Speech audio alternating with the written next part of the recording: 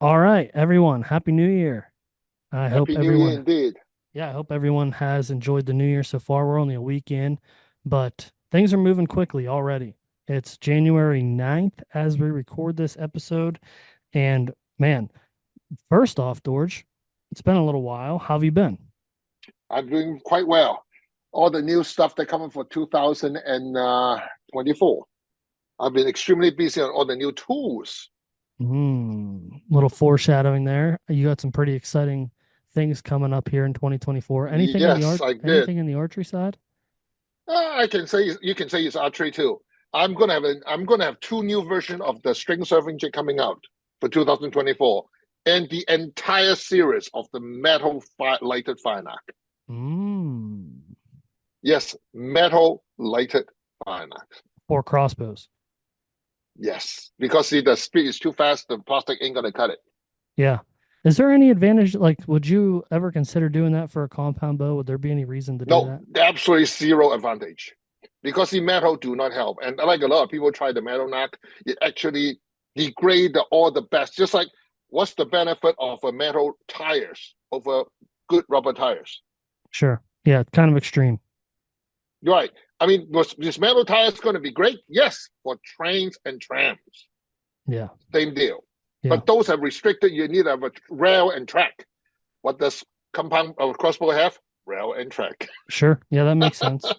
Well, that kind of leads us into the topic I want to talk about today. I want to talk about the two extremes. There Yes. are cases where um, people want to go super heavy, but is there a too heavy? Or people want to go super fast, but is there a too fast? And then what's the pros and cons to that? So I think that's going to be the topic for today. Yep, I think that's a good topic, but I think a lot of people misunderstood the heavy and light on arrows.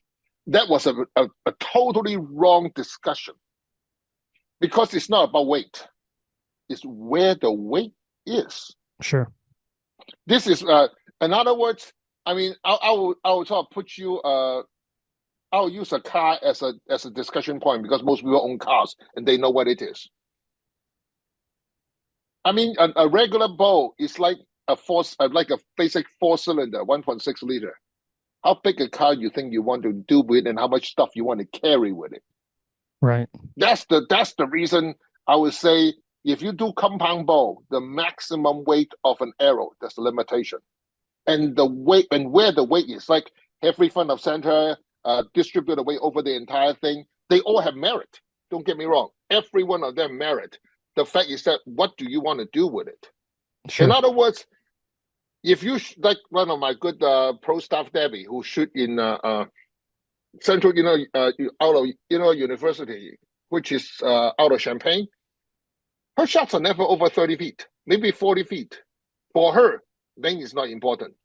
FOC, everything is because she need to go through those early season leaves because you can't even cut a leaf in those areas. It is under Champagne Urbana, part of the university's campus ground. You are not allowed to cut, tear, or anything. You go in, you shoot, you walk out. Hmm.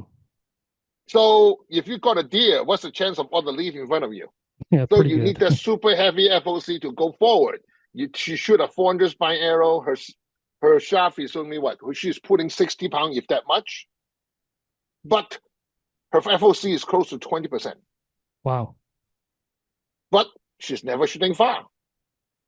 And So she's going to, mm-hmm. so the limitation to the heavy FOC arrow is distance in your mind. Not just distance, not just distance.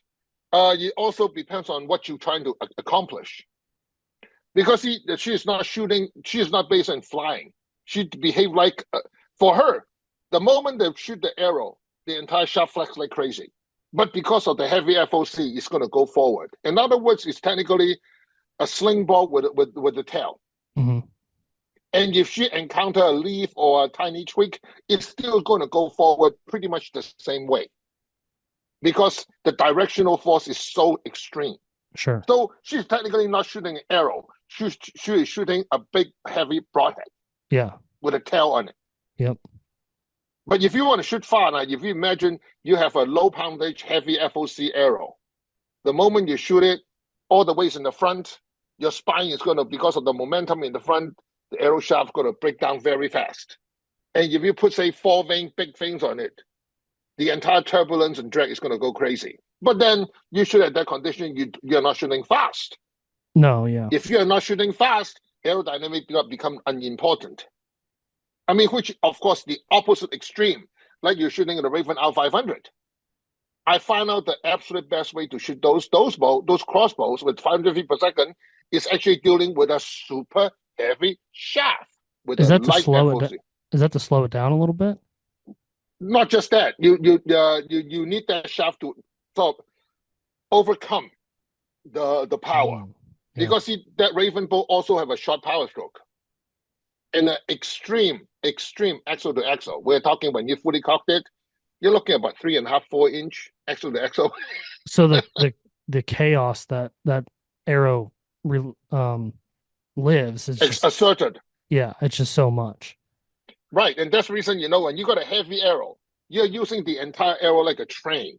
So the moment the train goes on, the arrow will have all the power without the arrow suffering from all the chaos the arrow going to flex. No, it's not going to do that. Right. Which we find out that what the best result with that is indeed the Aero Concept 2.0 on the Aero Bow 3. Sure. It's just phenomenal. I mean, can you do it cheaper? Yeah, a friend of my dealers find out that using 125 grain points with 125 grain inserts on 180 spine shaft works reasonably well, but you're looking at arrow that's 20 inch. Yeah, right. There's so let's do this. Let's go down through a couple scenarios and then we'll talk about like what's the highest extreme and what's the low extreme. So let's take a guy that's shooting a compound bow and he has a average 28-inch draw weight and he's pulling 70 pounds. This guy wants to shoot a 650 grain arrow. And Well, how far you want to shoot? That's the first question. yeah, so let's say 30 yards and in. Well, that's not a too bad of a situation if you shoot something like a Carbon Express Power Drive Extreme. That shaft or the something like the Carbon Tech Rhino.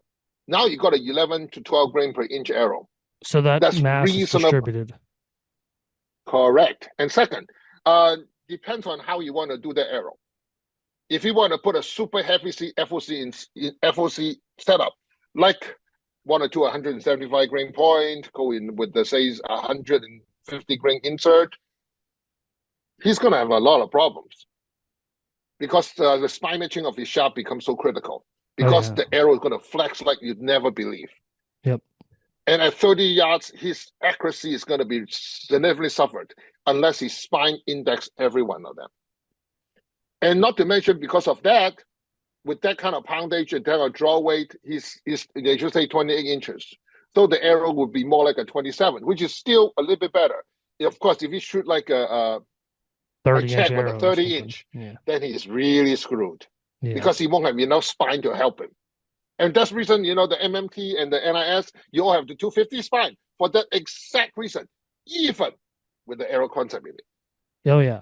So is there a scenario where is it the distance that changes that makes that arrow setup work, or is that just never a good option?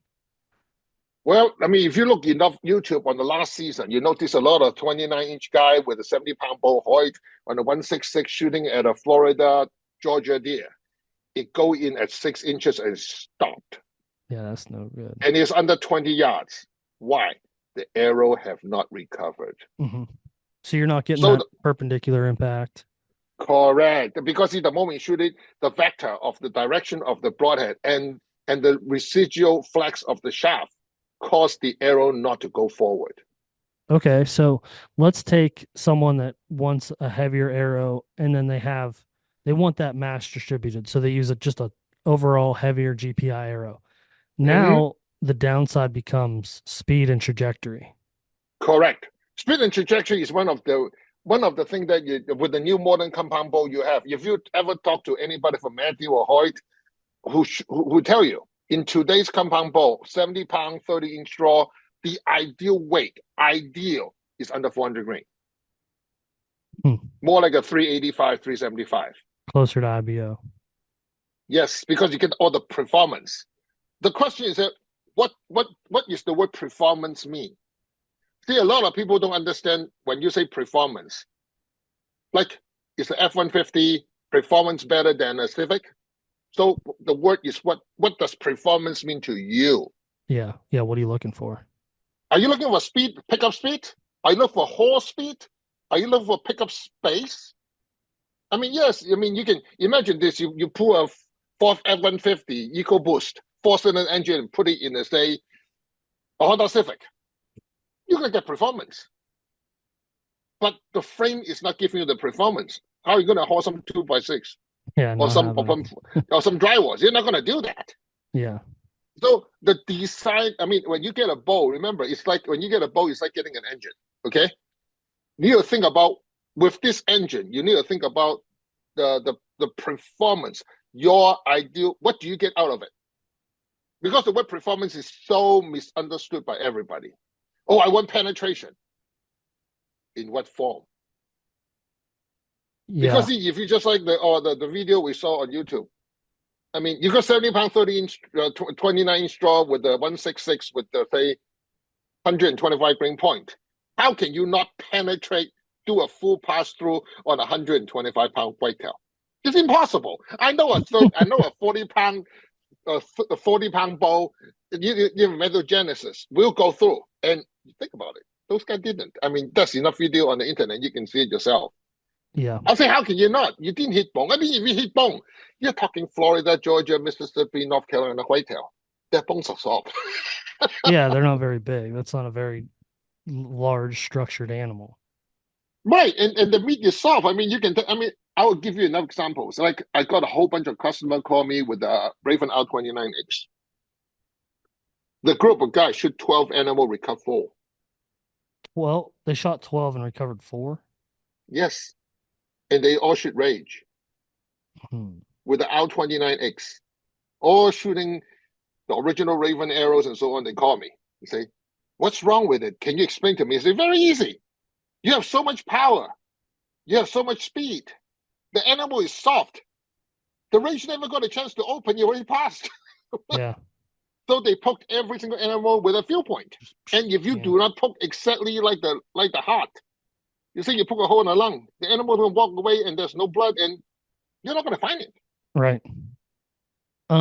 So with the 385 grain arrow on that setup closest to IBO speeds, in my mind, there's some downsides for a regular Joe archer that may not have the best form or may not know how to be super consistent with their anchor points. When you introduce, like you talk about all the time, when you get above 280, 290, Mm-hmm. everything comes into play. So if you're torquing the bow differently each shot or you're not perfectly dialed in, there are some downsides to being fast too. Absolutely. And that's the reason for most of the customer who come to me, if you notice, the basic arrow weave or the arrow I help you guys design on a 29-inch arrow, it's going to be about 425, 430. Mhm. You know why? Because it is the sweet spot. Yeah. It's not the highest performance, but you give the highest penetration early. That means your average Joe after you buy the MMTs or the NIS, you find out your penetration is just better. Well, even on the same identical weight arrow in short range or long range, both. Yep. I mean, you can't deny you guys shoot enough, you sell enough. Your customer tell you enough. So it's not just me talking. We got at least close to 2 years to prove. Yeah, and so that has been a lot of the feedback too. It's like, man, these shoot better than anything I've shot, or these are more consistent than anything I've shot. And with that, I think my builds come out to be around 450, Mm-hmm. 435 to 450 for my personal setup. And that puts me around 279 feet per second at the launch. So I'm Mm-hmm. like right on the teeter, but I don't as a bow hunter first, I don't have Mm-hmm. to be super, super dialed in with my form. My arrow isn't going to be doing all kinds of crazy things because Mm-hmm. I'm just not that good of an archer. Mm-hmm. To And be because just so you know, among all my friends, uh, except Jason Wilkins out of Black Eagle. The best shooter I know is Dave Murray. Really? Yes, that guy hold a form so freaking good. Except he's a heavy machine operator. I don't know how he did it, but he just did the best so far. Yeah.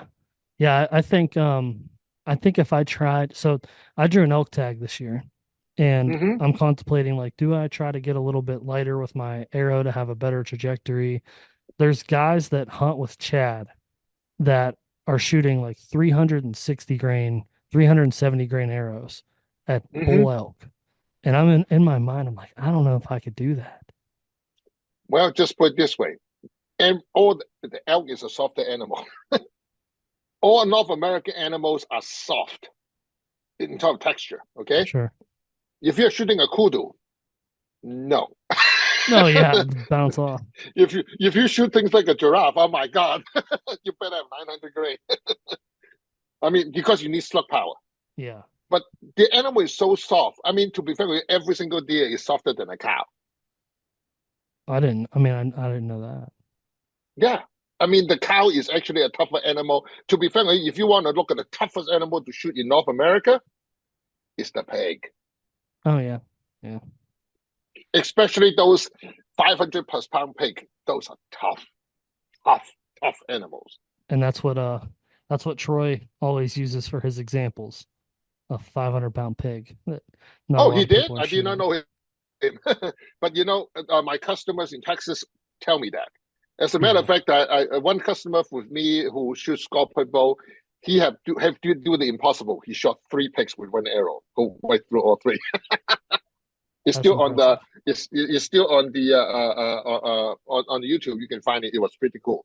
Yeah, that's impressive. So, It is. um, with a crossbow, are there disadvantages to being too slow other than speed and No, trajectory? yeah, that's the only thing I can think of. Because see, with the crossbow nowadays, you notice all crossbow have a certain speed. Right now, it's impossible to buy a crossbow under 330. Yeah. So in other words, aerodynamic is key. Okay, if aerodynamic is key, then you know exactly where the problem is, your aerodynamics and the product behavior. Yeah, I think maybe it's a little bit simpler with because there's no form changes with a crossbow. Correct. Your form always perfect. Second, your launch cycle is perfect. Third, your arrow is a lot shorter. Oh yeah, that helps a lot too. Yeah. Correct. I mean, look at it. If you find out some of the super high power crossbow like the Raven out 26X or the R5X, you got to shoot a lot better with the 18-inch arrow shaft because you minimize the flex. Yeah. Then throw arrow concept in there. Yeah, then the arrow really behaves so well. The recovery time now you're looking at less than 9 feet.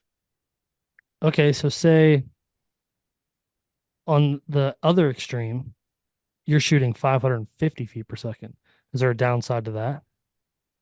That itself is where I find out a lot. Like when we first shoot it, the knock engagement to the bow design and how the bow actually behave with the knock have more to do with everything, Sure.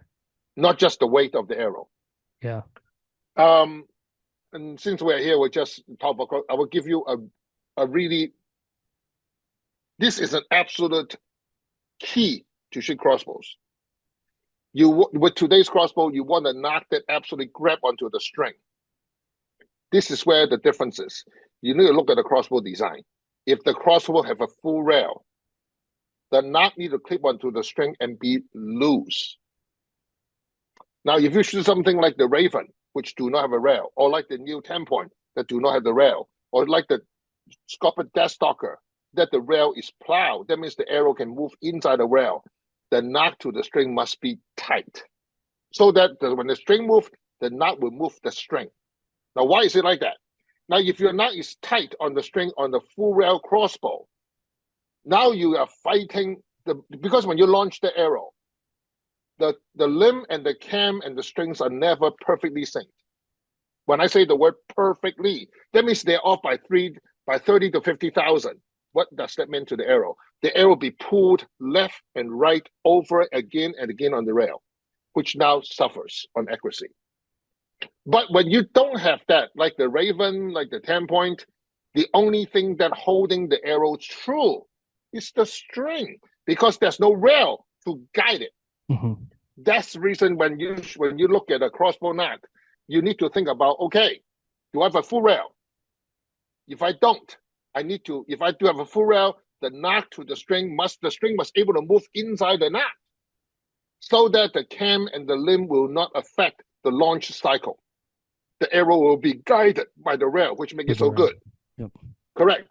Then at the same time, you're looking at if you have no rail or you now need the knot to hold onto the string so tight it's able to launch correctly. That makes a lot of sense. Now, this is also a problem with vertical bow. Remember, vertical bow, the engagement is 100% relying on the string. Yep. And the arrow rest. Mm-hmm. Now, See, a lot of people say, correct. A lot of people try to go with, say, drop the arrow rest earlier. Okay? That's not good. You know why it's not good? Because now your form is 100% your accuracy is 100% relying on your form. So people say, oh, I will drop the arrow rest faster so that the arrow rest is not affecting the arrow flight. Mm-hmm. That's the same thing with lighter arrow and heavy arrow. Heavy arrow, you support it longer. Light arrow, you support it less. But then the engagement of the arrow and how the arrow angle to the string and how you relax the string when the arrow relax from the string and not the launch. Well, you say, yeah, you can move the bow hand and then the arrow rest drop away. Yes, the arrow rest dropped it away. But remember, you're still holding the bow. The knot is still on the string. And that'll So manipulate it a lot more. Yeah, in other words, you're masking a problem with less obvious problem. Yeah. Because only 1 point, you're not masking 2, you're masking 1. But the fact is that you're still there. Yeah, you just have to, I guess you have to battle which problem's worse. Well, in most cases, I mean, for all the kids I teach, and I usually tell them, use my arrow rest. You suffer from it, but you gain from it. Because see, the arrow rest will show you any single minor movement you show because it's instantly show on target. Because the contact point is so small. But then they will see where the problem is and improve dramatically. If they can shoot well arrows, it's so easy because their form is gonna be perfect. Yeah. I've wanted to try that. I'm just scared because my form is not good. Yeah, exactly. A lot of people use this. Oh my God, how can I be shooting so bad? I say because you're not good holding the bow right. A lot of customer like the one who shoot the RX7, the Hoyt, or any binary cam bows, I tell them, don't use my arrow rest.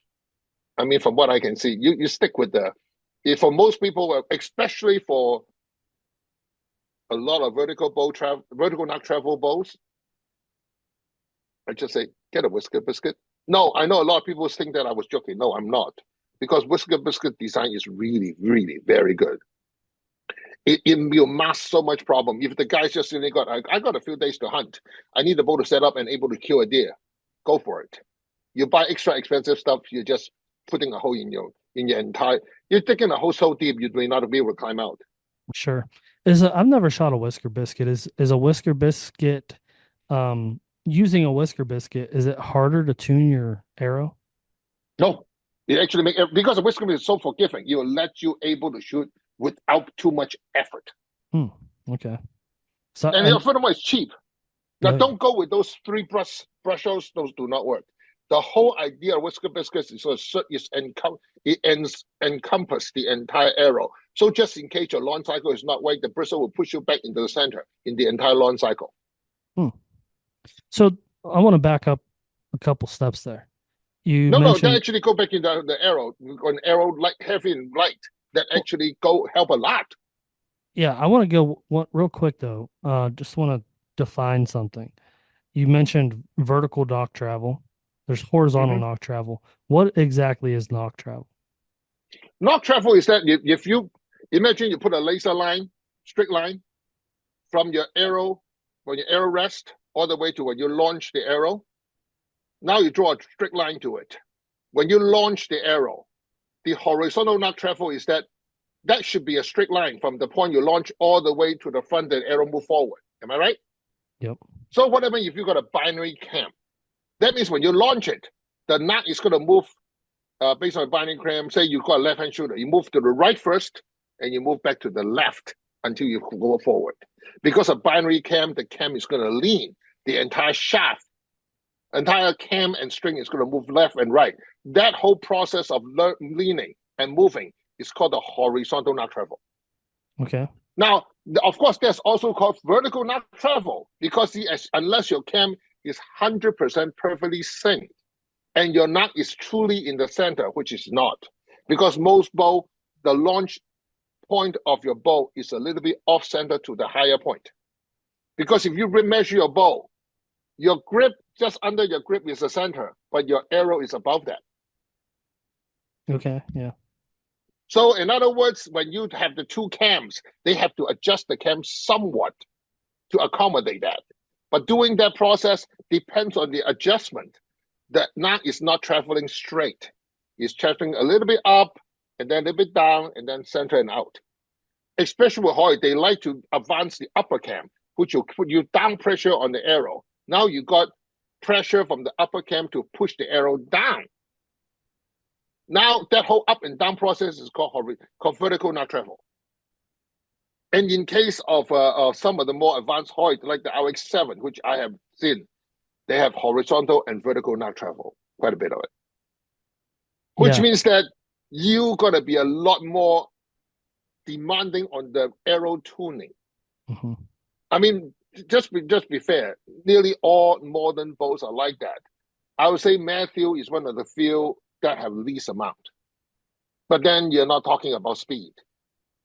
Side by side, a lot of companies are a whole lot faster when you start launching heavy arrows. Yeah. Yep. So does the weight of the arrow, say a heavier arrow, have less knock travel? Nope. Because it takes The more knot travel force? is a knot travel.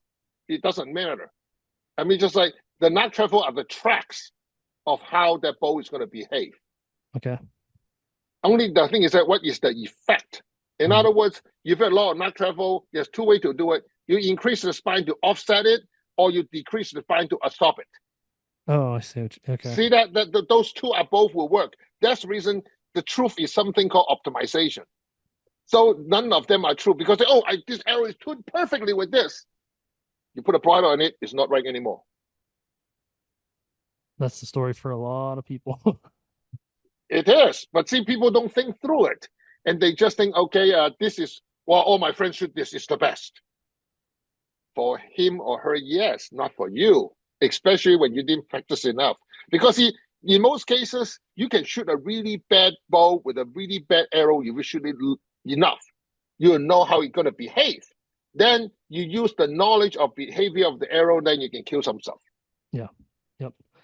All right, let's go back to the extremes. So with the average bow hunter, the average North American bow hunter, just go ahead and give me a pro and con list Okay, to sure. each one. The light arrow, which I personally like, and another IBO arrow, you get absolutely flattest trajectory. But the demand is your bow holding hand is perfect. Your form has to be perfect. But then when you start shooting a system like that, you usually will shooting a much lighter setup, which means that your target acquisition speed will be fast. You don't have to wait for a deer to stop. You can pull the bow ahead. Like me, I never whistle or look at the deer when I shoot it, when it's running. What I do is that I will put my bow in front of the deer. The moment the deer passes the window, I fire. I know a lot of people don't do that, but I feel like that is more natural for me because see, usually in most cases when when the younger days when I yell at the deer usually see my blob and they just run. It's up, stop. Yeah. So a lighter arrow also have this is all the of course the trajectory, the distance, the target acquisition, and the release is all so much faster. But the downside is that the forgiveness is not there. Mm-hmm. But then when you start shooting, it's like me when I shooting my my Expedition Eccentric SE, the one that you hold, when it was fully tuned at the time, 2016, it's shooting 355. Wow. But the downside is that you are broadhead.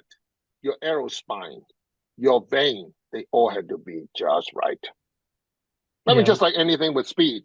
I mean, just like if you're driving 100 and something miles per hour, which tire can you be off balance? You won't even make it. Mhm. But in some people who don't know better, they keep on trying to think you'll make it. No, you won't. Maybe closer distance, but the moment the distance increases, it suffers.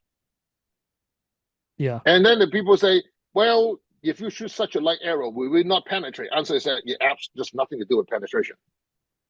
Because every single day I blow right through it. I mean, it's no way it will go halfway. It have not happened. It only, I mean, every single day I shot, it go right through. Yeah. Because I always shoot a lower FOC, that means the arrow recover faster. Through my entire archery life, I started with beam hunters, so you can see. But then somewhere along the line, people start going heavy arrow. Heavy arrow is not wrong because I talked to Rick McKinney, who the guy who own, I believe he still own Carbon Tech. Heavy arrow is great, but not heavy FOC. Heavy FOC is fantastic if you shoot a recurve, not any modern compound.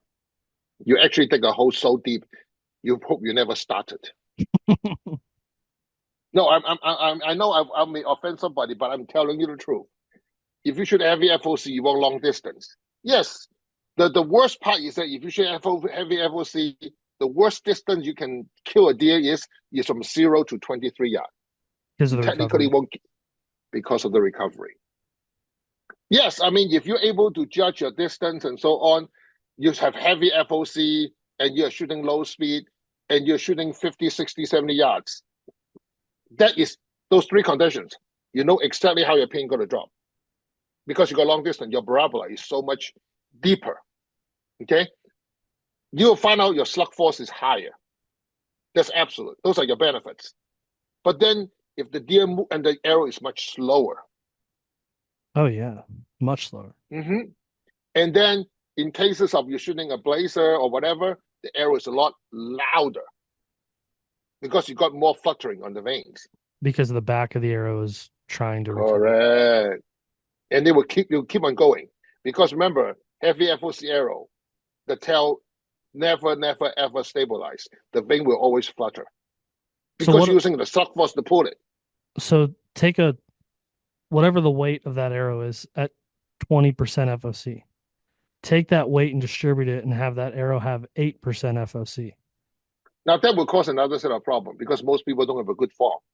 And 8% FOC will cause people who would have accuracy problem because the holding hand is just not that great.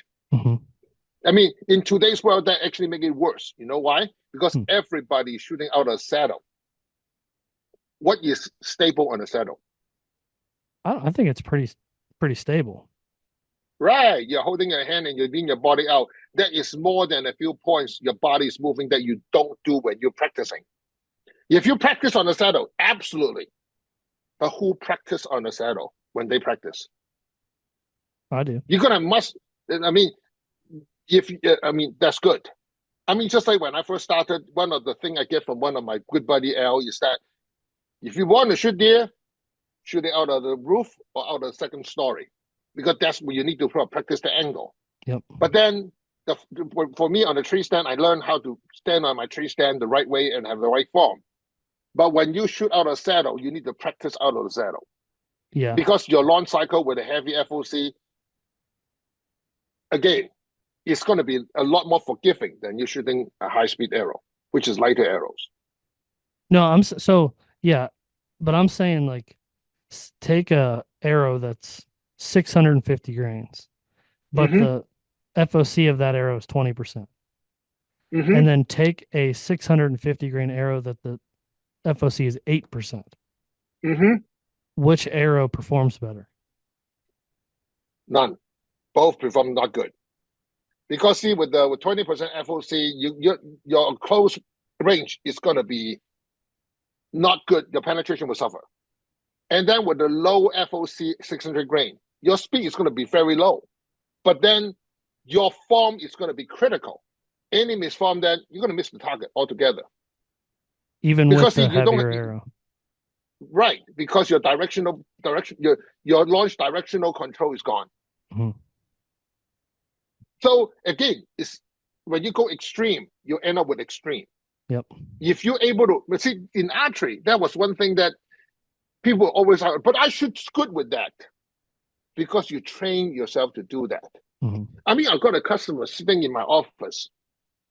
His form was so freaking weird. I'm not sure I can ever shoot it. I say, why are you holding a ball like that? He say, football injury. Uh, his form is no good, but he shot it because he know how to work with it. Hmm. And after you work with the injury for the last 5, 10 years, and with the ball, I say, you say every time I got a new ball, I suffer for at least six a season.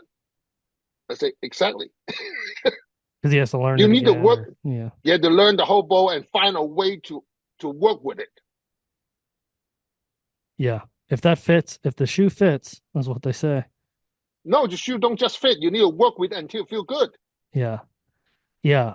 So, I mean, the fact is that people who shoot heavy FOC or light FOC, if they shoot it enough, they will make it work. mhm. But you see, the most optimum answer is no, Yeah, because yeah. So you're that's going the to. word. That's the key word. Optimum, optimization. So, Mm-hmm. what is optimum? Now that depends on what ball you shoot and what is your desire. In my personal opinion, if for that's the reason I designed the MNT for you for it's about 425 to 250 grain, Hmm. and you'll be shooting around 260 to 280. Yep. So if you say you want the performance, again, performance the word, I would define it as speed, forgiveness, and penetration. If you optimize all three, 270 to 290 will give you the best with aerovate. The moment you drop the speed, remember, the speed is not just the launch speed, it's how Yeah. fast you decelerate. Yep. If you put 4 vein helical on it, you decelerate significantly faster. Because You of the have better drag. directional you have better directional control. And because you are shooting 70 pound or like the guy with the 250 spine, your control of that shaft is a lot faster. Hmm. So your penetration is easier. Not Sure. your penetration is easier, and then your forgiveness is go up. For most of the 20 to 40-year guy, I told them, don't go with speed, go with forgiveness. If you really want speed, you need to put the time in it to get it. Yep. The time is not just simply tuning the bow. The time is that you need to feed yourself to the bow. Hmm. Forgiveness in what aspect? That means just when you pull the bow back and how well the bow fits to you. And when you launch it, how confident you have for it, because it comes with time. Yeah. I mean, let me just give you another example. I just got two guys coming to me 2 weeks ago. They say they didn't do well in the season. I told them to do one thing: pull the bow back with your eyes closed, anchor the way you want to, open your eyes. Guess what? Couldn't see None through the of their peep. eyes is on the pip side. So every time they pull the bow back, they fight it. And one shoot Hoyt, one shoot Athens. They all speed bows, Yeah. and they are fighting the geometry of the bow. They already got enough horizontal and vertical not travel. Now they're fighting their form. They are screwed on the get go, and Mhm. I get them out of there. One guy was shooting the Full Metal Jacket. The other guy was shooting the Maxima, the 244. And I say, yeah, the reason the Full Metal Jacket worked better because the arrow responds slower, All right. Okay. and the Maxima respond faster. So the Full Metal Jacket is more forgiving. Hmm. But the Full Metal Jacket give the other guy the flatness that he wanted. No, no, sorry. The Maxima give me the flatness he wanted, the Yeah. flatness of the trajectory. Yeah. So who is better? Answer is that they both sort of work with it, but because of the behavior of the shooter, they go the opposite of what they should have done. Hmm. So I swap the arrows and say, "Oh my God, you shoot so much better." I say, "Yeah, with the behavior you have, because the other guy was very That's aggressive interesting. draw and aggressive in target acquisition. The Full Metal Jacket is better for him. Yeah. Okay. The arrow is slower. Yeah. The other guy take the time and his form is reasonably well. After I adjust the tip side, the maximum become better. They're both the same length. That's Of interesting. course, I mean, it's like a lot of times people say, "What's the best?" I say, you need to work with the person. Just like from one boat company to another boat company, the entire draw cycle, behavior with the person's expectation of performance. Yeah. I mean, that's the reason, when you go to a bow shop, you only sell one brand. You really don't have a choice. But then you go to a bow shop, you sell multiple brands. You say, we sell all the brands. What would you like? Now, I think a lot of times, I really think a true pro shop need to sort of like spend at least half an hour with the customer to get to know them. Okay, you shoot this bow in your life. How do you like it? What do you like and not like it? And most important, I don't know how many times I saw the guy come here with a bow and the pip sight is not even right. Hmm. It's not the natural. So they are fighting every time they put a bow back. Yeah, that's full. I think that it all starts there. Like that has to be right. Your form and the way the bow fits you has to be right. That's number You're one. right, the bow had to fit you. Yep. Oh gosh, then the rest of the arrow length is personality. Hmm. That's the beauty of archery. There's so many ways to do the same thing, but I can tell you what I believe is the best. Am I the only guy? No, it was my behavior, my thinking process. Hmm. I mean, just like I say, every single row go to Rome. Yeah. Is any row bad? Yeah, there sure is a few one, and I know I walk into a field. I fall down in the cliff a few times too. So do you think maybe instead of shooting for an a certain arrow weight or shooting a certain arrow or whatever, that people should maybe strive for just being in a certain feet per second? Well, in today's world, based on a lot of people's behavior, if you want me to save a number, 275 feet per second is ideal for most people. Because anytime, just like when you drive, you notice we also set ourselves at 70 miles per hour, and that's pretty much what it is. Yeah. Because anything above it, you're going to use more gas. Anything below that, you feel slow. Yeah. So that's the reason the highway is 70, 75. I mean, of course, you pass. I mean, if you drove an F-150 passing Nebraska, you're going to be at 80. And you know your gas miles per gallon is going to go down real fast. Yep. I mean, Yeah. you did that a few times. I know that. Yeah. I did that on a Honda Accord many, many, many times when I was doing consulting for school districts. Oh gosh, those days. Yeah. I think that's I mean every people go to those different extremes. And one thing that kind of stuck with me and is the reason I wanted to have this conversation was when I talked to the Matthews engineer, Mark Mm-hmm. Hayes, he talked Mm-hmm. about like doing that test where they had the 400 grain arrow, the 600 grain arrow. It was a 400, a 500, and a 600 grain arrow. And he showed Mm-hmm. what happened to each one. And the 400 grain arrow was the most efficient arrow. The Mm-hmm. 600 grain arrow obviously had the most momentum, but he said Mm-hmm. the worst thing you could do was go in between those. And I thought that was an interesting perspective because he was like, now you're slow and you're not efficient. At Mm-hmm. least when you're super slow on this end, you have a ton more momentum. But he said in that Right. sweet spot range was actually the worst spot to go. The reason he say that because he's dealing with an arrow do not arrow concept in it. Yeah, okay. That's the reason the arrow concept is such a, how do I say, a new concept, a breakthrough. I mean, I know you don't like the word, but it's actually a game changer because it changes the behavior of the arrow shaft altogether. Yeah. Because in old days, you either because with a super heavy FOC now you got slug force and everything behind it, but you also suffer from the fluttering and so on. But you also slow the arrow down. Mhm. When you go super fast with it, then the arrow's launch cycle and the spine alignment, the form has to be important. But the arrow concept gives you all of them because it equalize both ends. Yeah. If Maybe you that's want to shoot a the super built-in forgiveness. correct, because if you shoot a super heavy FOC with arrow concept, well, guess what? The arrow didn't flex that much. That's the performance gain you want. Hmm. With the super, super lightweight arrow, the arrow also do not flex that much. They also give you the performance. And then with the arrow pointing, because the entire frontal part of the arrow no longer flex that much, Hmm. even when you're super light. Because it changes the parabola action. In other words, the magnitude of flex Hmm. and a direction of flex. That's the reason. Remember when the time that you come to me when you learn the spine alignment system? Hmm. I told you this is the most critical part, and not the strictness of the arrow. It's the spine alignment, the launch cycle. I Yep. didn't just say it because I proved it. And Tony Warden with the data, we absolutely proved that.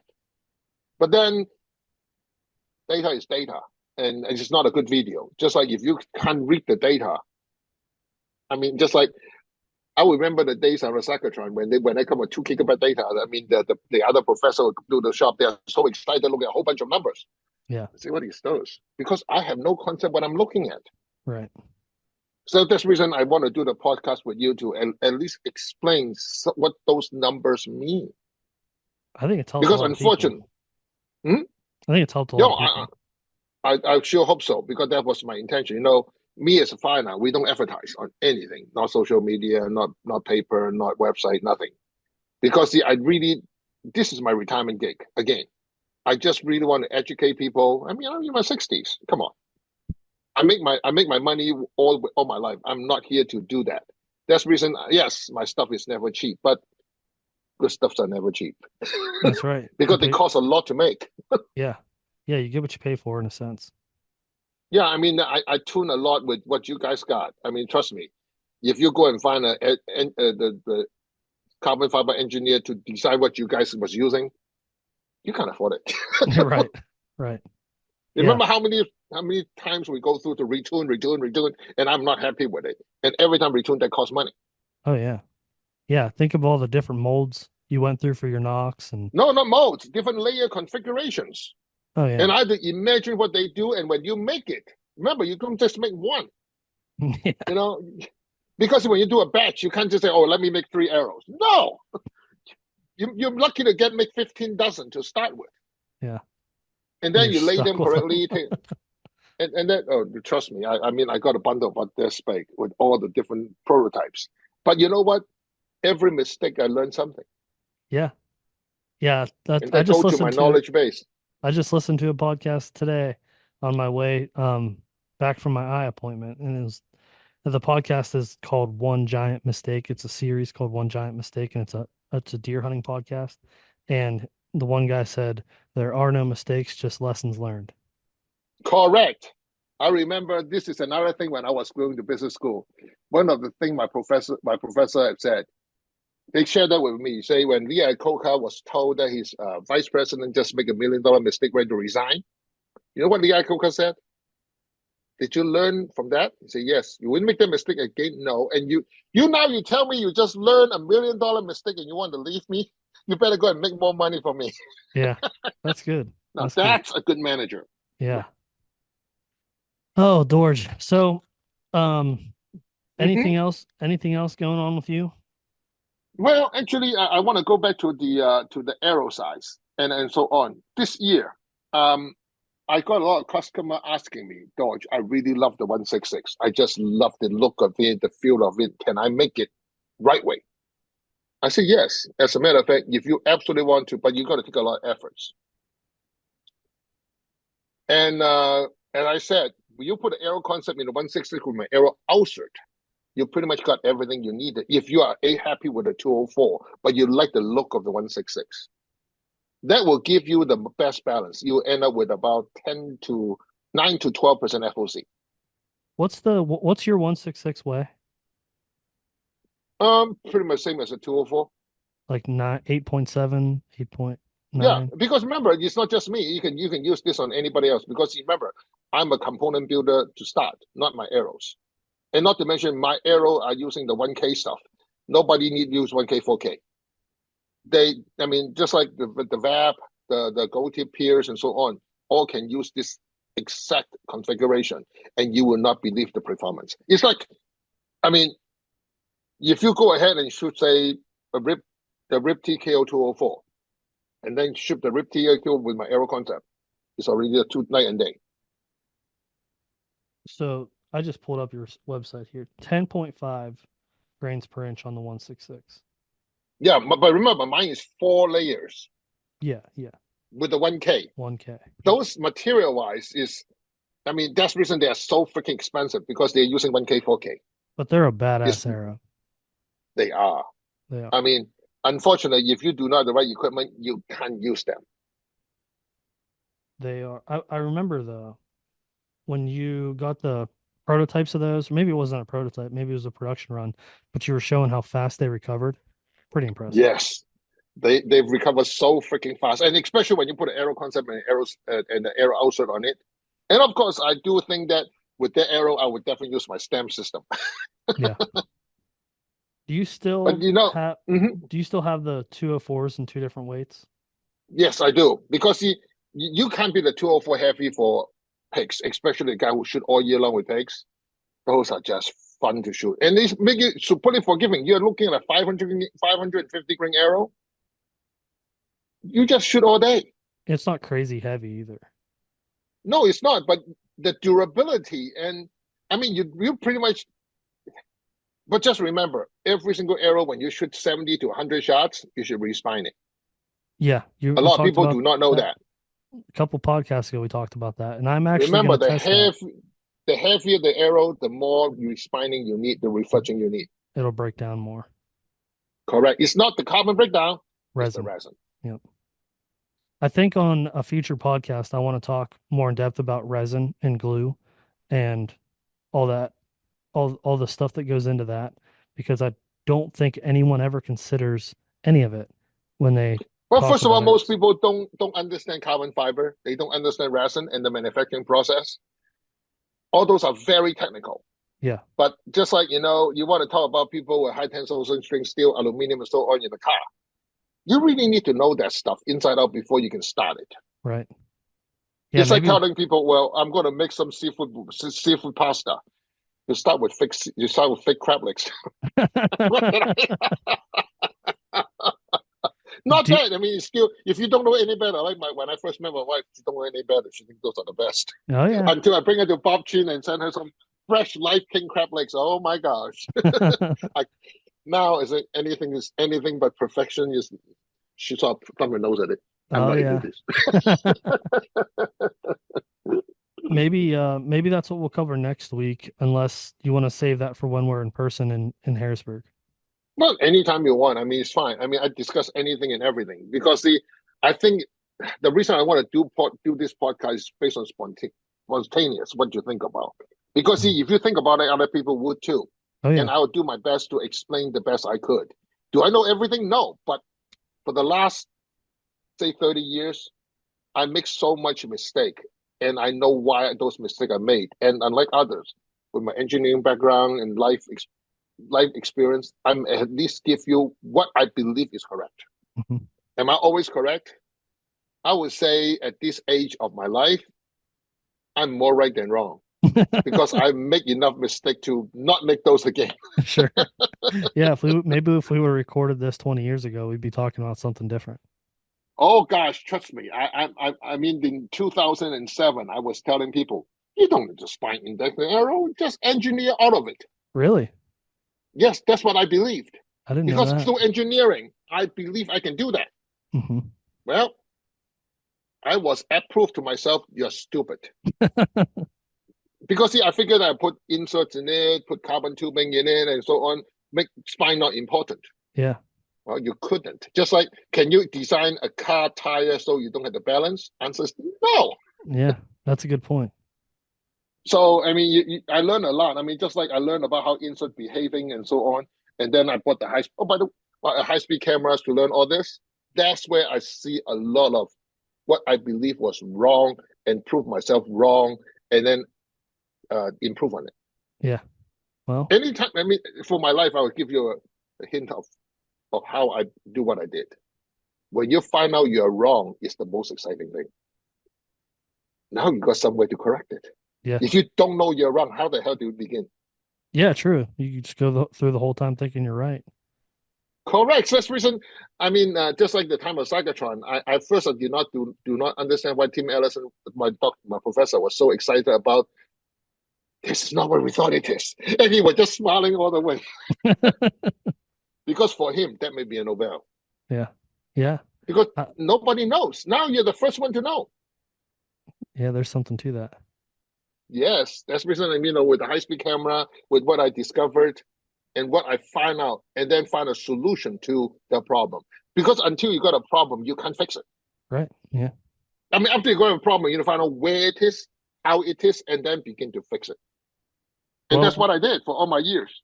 yeah, we thank you for that. Well, it was something I can. I mean, I'm glad that academically I do have the knowledge to it, and with my life experience. Otherwise, I would just bullshit you. Yeah, And that's there's enough people doing that out there. yeah, I right. don't need me. We don't need any more of that. All right, my friend. I think we just wasted another good hours talking. Yeah, well, thank you, Dorge. If anyone has any questions for you or wants to see what you got going on for 2024, where can they find you? Well, yeah, I'm always on my phone is next to me. I'm not going to ATA. I will be in the Pennsylvania show, just like you. So we'll Yep. be maybe doing a few podcasts there if you feel like. Yeah, maybe if there's anyone that listens to this, it's going to be at the Great American Outdoor Show and you want to podcast with us, let us know. We'd love to have some customers on to talk about their experiences, whether it's with the Exodus stuff or the Firenock stuff. Yeah, That'd be a pretty fun idea. I think it will be fun because then, you, that's one thing I learned in my consulting life. The absolute best knowledge you can gain is from customer actually using your stuff, and they will use things that you never believed they would. Oh yeah, But until they do, you can't fix what you don't know. right. Yep. So that's the most valuable thing ever, in my personal opinion. Yep. Well, hopefully we have some takers on that. And we will talk to you next time, George. All right, have a good day. You too.